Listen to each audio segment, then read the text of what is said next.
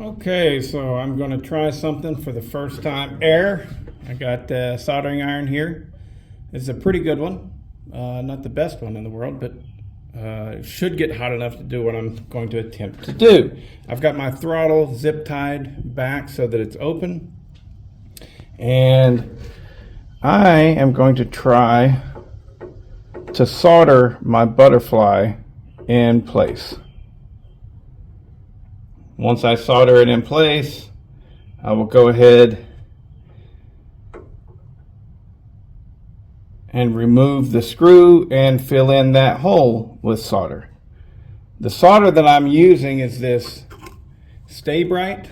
Comes in a little kit. You can get it on eBay, or not eBay, what's it called?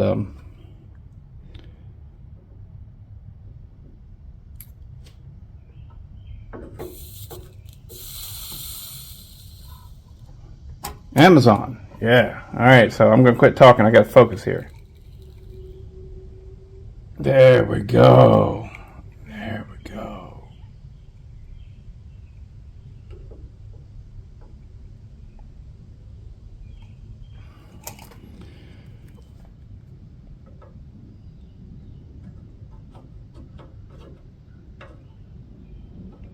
There we go.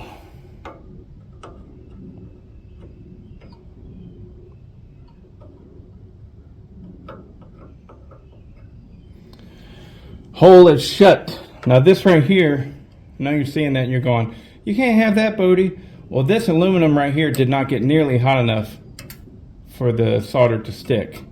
That right there, that brass and that aluminum, that did get hot enough. All right, so now I'll have to clean that up a little bit, of course. You know, you can't have that all nasty looking. But I'll clean that up, and I'll do the exact same thing to the other side, and we'll have a much more open flowing carburetor. Okay, so there we go, finished product. I was able to, by doing the solder, I was able to get a lot more material than I normally would because I was worried about keeping the screw intact. Here, I just took the screw almost all the way down to the actual butterfly level, right? And here I was able to actually remove the screw completely and fill the hole with solder. And now I know that it doesn't look perfect, and it's not. But I think it's going to work great. I think it's going to work great. And I will say, for the first time doing this, this was honestly quite difficult. I don't know if it's worth it. I'm not going to say whether it is or isn't.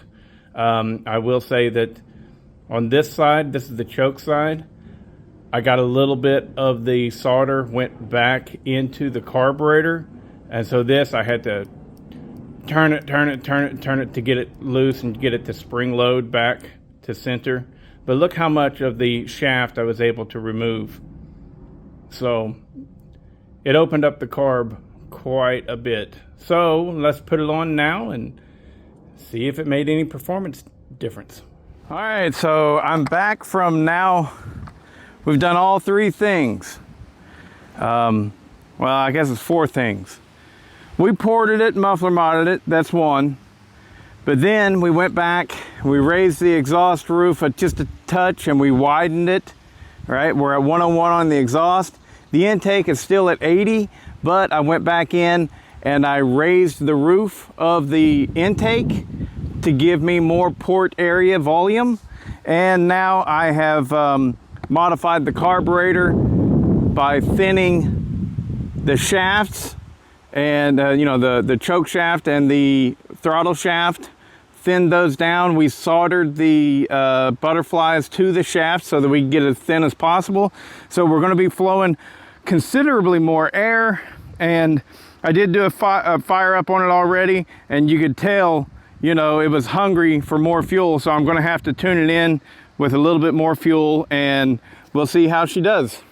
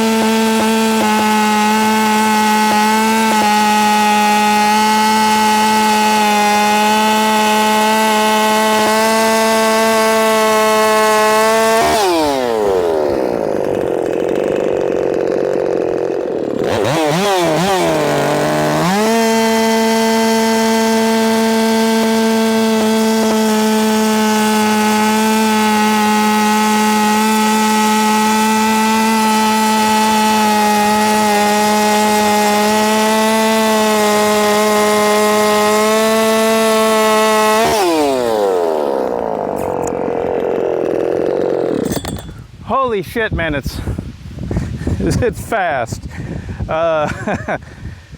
Even with the knots and everything, the lowest I saw was 12,800. But in a lot of stuff right up here towards the top, it was like 13,400. Jesus. Let's see what it does over there for the timed cuts. My God.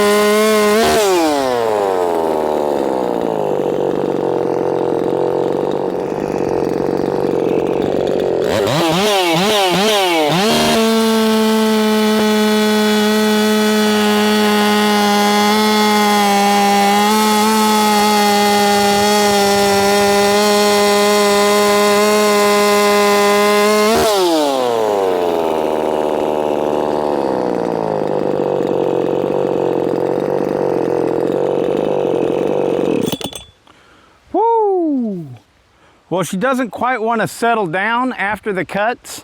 That's a tuning issue that maybe I'll be able to handle eventually. I don't know. But man, it's fast. Like even in that right there, almost the whole way through, it was like 13,200 RPMs. So by God, it's fast. That is one thing for sure. She's running cool, nice and cool, really nice and cool. And is this the best 60cc saw ever made? I don't know. You'll find out in September whenever I do the 60cc challenge. But as of right now, this puppy's done. It is flying. And it's got torque for days too. You know, it's got the torque of a 620. And it's got the RPMs. It's got more RPMs than the 562. I feel positive of that. But I got to go back into the 562 the same way that I did with this. You know, the 562 is not finished, but yeah. Consensus is definitely widen the exhaust port if you can. This is at 101 on the roof. The intake's at 80, and I raised the roof of the intake, and of course modified the carburetor. So far, no timing advance whatsoever, and it's spinning enough RPMs. I'm not even going to fool with the timing advance. It doesn't need it. Not at all. That's crazy fast. That is...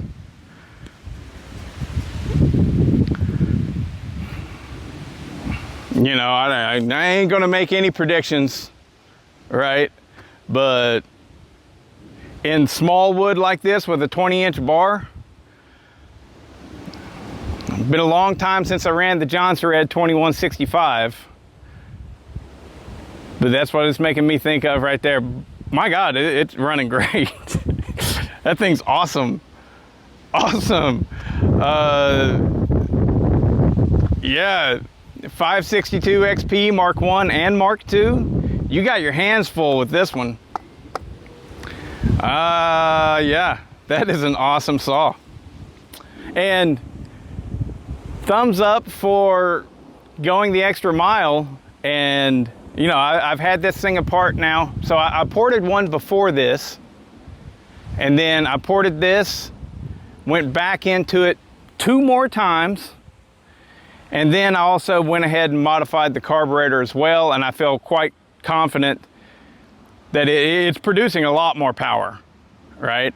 Regardless of what these cuts show you, the fact that it's capable of pulling in this wood over 13,000 RPMs, I have gained, yeah, I probably gained 600 RPMs steady all the way through. 600 RPMs, you know.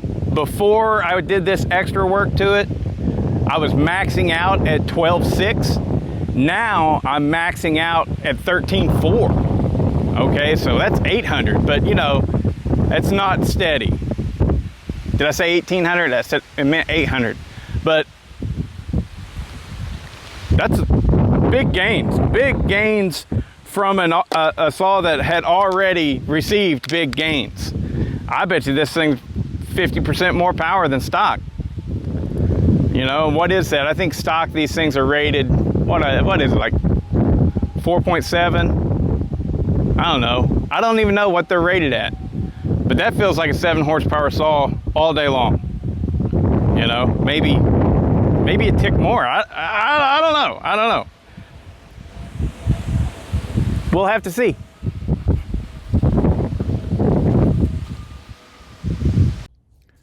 Okay, so sadly, you know, with all the testing that I was doing, I ended up getting that chain a little bit dull, and or the saw the saw was outrunning the chain.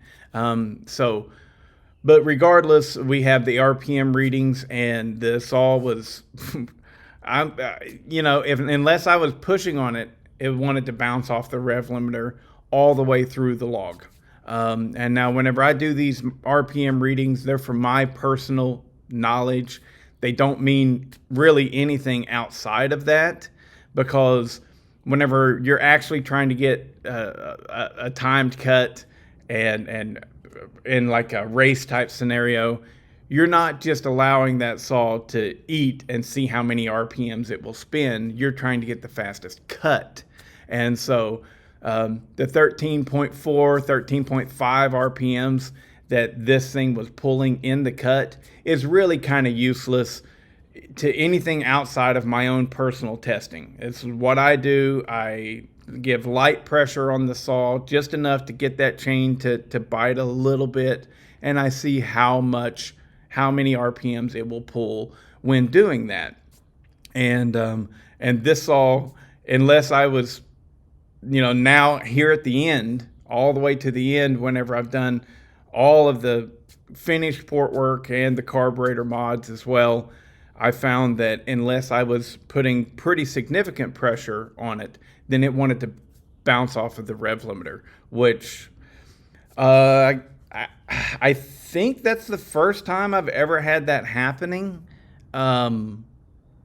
Maybe other saws had a higher rev limit or no rev limit at all, and so it didn't happen. But yeah, this thing is like really zinging, and it holds its power way up high. And whenever you dog it in, it continues to hold power and pull really nicely. In that manner, it reminds me a lot of the Echo 620s that I've built. They have incredible torque. They have a very long stroke. I think the stroke on those things is almost 37 millimeters. or maybe slightly more. I think it's like 36.7 millimeter stroke, something like that on the Echo 620. And so they produce a lot of torque, but not so high on the RPM range. But this one is producing torque similar to a really nicely built Echo 620, and it also is capable of ridiculous RPM. So this saw right here is really primo, and I built it to compete in the 60cc challenge that is coming up in September, and I think it's going to be the saw to beat. I've got to do some more work on my 562 Mark II, and because it's in this same cut, it's only doing about 12.3, maybe 12.5 thousand RPMs, which is fantastic, but that's what this one did before I went back into it and did some more modifications. And we got to see if we can get that 562 to keep those RPMs up high. What else can I say? Very impressed with the saw. Very, very impressed with the saw. But now, whenever it comes to that 60cc challenge, I'm sure, I don't know, I can't look into your guys' head and know what's going on, but I'm sure that there's a lot of y'all that think that it's going to be which saw is the strongest, and therefore that's the saw that will win the challenge. No, I am taking a lot of things into consideration, and we're having multiple different builders are building the saws. I'm building 2 or 3 of them, something like that. Brennan Cass is going to be building the Steel MS 361. Morgan McGinnis from Appalachian Chainsaws, that's his channel, something like that. Appalachian Work Saws, maybe that's what it is. But he is building the Steel MS 360. A buddy of mine that's been helping me out with the 5 series is building the 562 XP Mark I. The 262, if I have it in the competition, which I probably will because people are interested in it, even though it stands no chance of winning. But it is already built, if I use this one, by Sean Carr. And if you know him, you know that man can build a saw really, really well. So there are various different builders, and who knows which one's going to be the fastest, but that's not important to me at all. It's the capability of the saw, and all of the people that are building a saw are capable of doing a really good port job, and so that's the only thing that matters.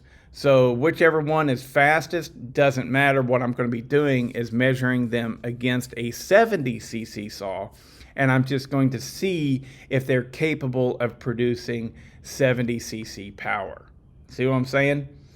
So like everything's going to go off of a point system, and let's say that with power, you get a possibility of 10 points, right? If the saw in question, let's say it's a 262, right? If it's built and it's capable of producing as good of cut speed, because we're going to have to go off cut speed, we can't go off horsepower. It's capable of producing as good or better cut speed than a 70cc saw, which I haven't decided what I'm going to use yet. But if it's capable of that, then it gets a full 10 points, right?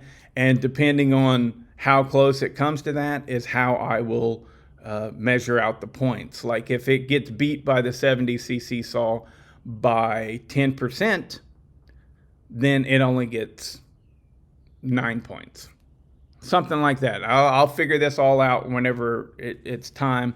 But the fastest saw does not in any way entail that it's guaranteed to win the 60cc shootout. I'll be looking at things like cost of ownership, like to actually purchase this saw. How much does it cost?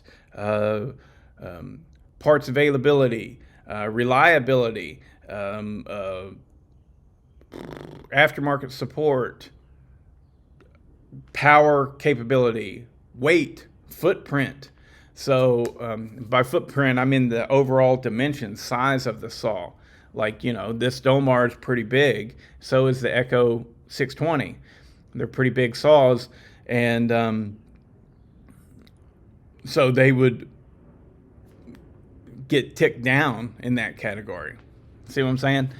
So anyways, but this one runs so good because I'm going to be measuring speed. So a smaller cut, maybe we'll do 8 inches wide by 16 or 20 inches tall, right?